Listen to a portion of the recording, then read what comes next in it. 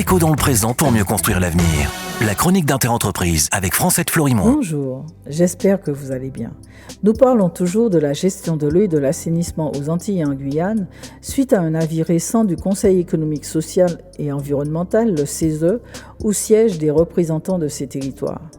Nous avons vu que le CESE préconise un plafonnement général des tarifs de l'eau à cause de l'inflation et la mise en place d'un tarif social de l'eau.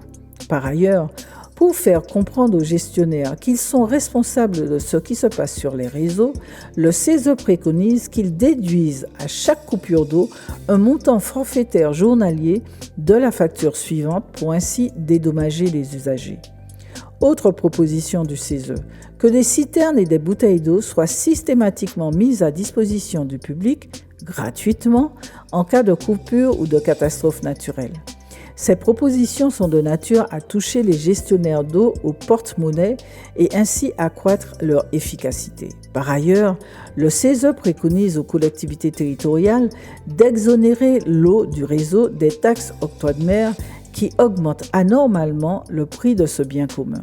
Dans le même esprit, le CESE préconise en Guadeloupe que le gestionnaire de l'eau annule les dettes anciennes des usagers et qu'après le changement de tous les compteurs défectueux, que le gestionnaire recouvre les factures sur la base des consommations réellement constatées.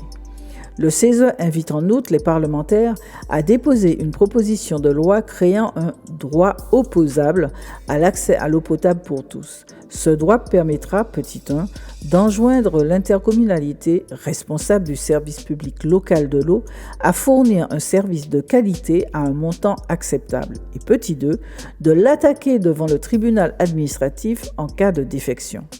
En matière d'assainissement, le CESE veut aussi résoudre la rupture d'égalité entre l'Hexagone et les Outre-mer. Il ne comprend d'ailleurs pas pourquoi les mêmes normes de qualité sanitaire ne sont pas appliquées avec le même niveau d'exigence et de contrôle dans les Outre-mer. Le CESE préconise que ce soit désormais le cas.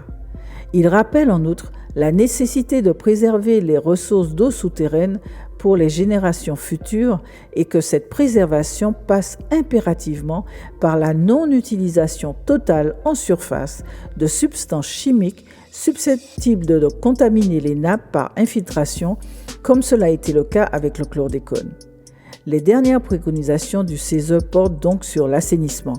Ici aussi, les Antilles et la Guyane sont simplement très en retard. À demain, prenez soin de vous. Déco dans le présent pour mieux construire l'avenir. La chronique d'Interentreprise avec Francette Florimond.